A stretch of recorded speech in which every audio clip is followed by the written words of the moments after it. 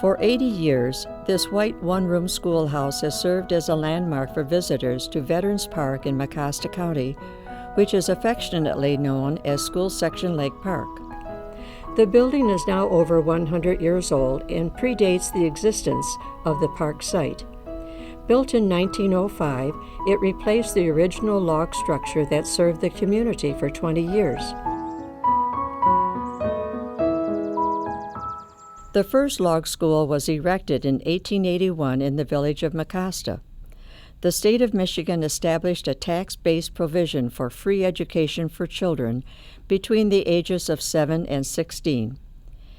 Every 16th section of a township was reserved for a public school. The Michigan Department of Education designated that a minimum of 10 families located within a 4-square-mile area qualified them for a school. As more farming families came to the area, another school building was needed. And in 1883, the men of the community volunteered their labor to build a second log building similar to this one that became known as the Little River School. Isaac Berry and his wife Lucy Millard Berry were among the early settlers of the area. Isaac was an escaped mulatto slave who was basically illiterate. Yet he valued education for future generations. He had acquired the 83 acres of cut-over white pine land, which is the present Veterans Park. When the 10th family arrived in the area, Isaac called a meeting and offered 2 acres to be used for this new school site. The Berrys were members of the first school board, and Lucy, who was the daughter of a Mormon minister, became their first school teacher. After a generation, the area population had grown, and the original log school had become inadequate. It was replaced in 1905 with a new 20 by 40 foot wooden structure that continued to be used for the next 30 years. The Little River Schoolhouse was more than a center for learning. It was a cornerstone in the community. It was a meeting hall and a church. It was also a source for local news, and the school's bell was the medium of communication. Isaac Berry served as the sexton and would ring the bell for church. He also had special calls to announce births, illnesses, or deaths, fires, and of course to call children to school each morning. Because this was an agricultural community, the school year and vacation periods were based on planting and harvesting seasons. Spring vacation came at planting time. Summer vacation extended to harvest, with the school year resuming in the fall and continuing through the winter months. One of the highlights of the winter was the annual Christmas program, which was a major community event. I remember that the first time I ever saw Santa Claus, the Christmas before I was 4 years old. The main decorations of the trees at that time were candles. People brought gifts for other people, and they were placed on the Christmas tree. And they were given out by the Santa Claus. And he leaned over to get one item, and his beard got too close to the candle. And he had to leave the place, and he took off his mask while he was leaving the place. And when he come back in, he didn't have any whiskers. And he sure didn't look like Santa Claus to me. In 1935, the Little River School was merged with the Mecosta Village school system. The schoolhouse was closed, and its surrounding 2 acres were sold to the county as part of the present park site. Over the years, the school building changed ownership. At one time, it was a residence, then abandoned, falling to neglect in later years. In 1975, the first stage of restoration was begun to save the structure, and it was designated as a Michigan Historical Site.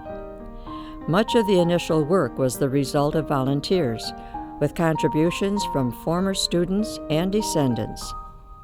Prior to our restoration of the schoolhouse, it had fallen into disrepair. It had been in a county park, so it was essentially in one piece, and there was a roof on it, but it needed to be repaired, and the outside needed to be painted, and the inside, the floors needed to be sanded. It needed to be literally restored to the original way it was. In August of 1975, the restoration was complete, and we opened the schoolhouse that day for the first time, and we invited the old settler community to come and see it, and pictures were taken, and Claire Lambert, the old teacher from there, he came back with a wonderful painting of the old days in the schoolhouse, and he led a class. And Wilda Curvin, who also had been a teacher in that schoolhouse, she participated in that too. And the old settlers sat in their benches, and they were taught by their two original teachers. And it was a very exciting day. It became known as the Little River School because the surrounding area resembled a stream in Canada that the Barrys lived near. Of course, it was an integrated school because it was the only school there. It offered kindergarten through 8th grade. And I learned a lot from listening to kids in the upper grade recite. A lot of times we took it on ourselves to learn the passages purposely for recitation. My reward was the satisfaction in getting this done and being pleased with it and having the teacher pleased with it. See, they had a system before this time, before my time, when the student was graded by books. Reading, writing, arithmetic, history, geography. I always had to have a lesson thoroughly learned. I got good marks in school.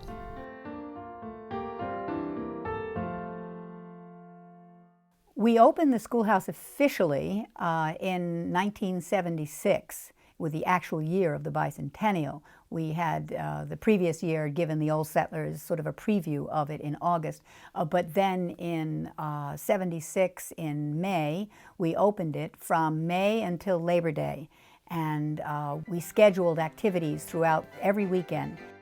And then on Tuesdays and Thursdays, we had a program called Art in the Park. We had sing-alongs on the holidays, on Memorial Day, on July 4th, and on Labor Day. We had people who came to play the piano. There was a piano in there, and the local piano tuner in Big Rapids actually donated that piano.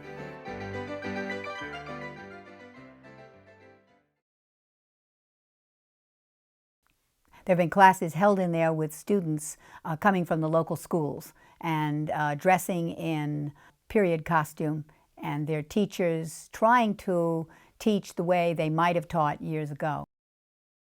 This is a unique schoolhouse because it is on the spot that it actually existed, and it's over now a century old.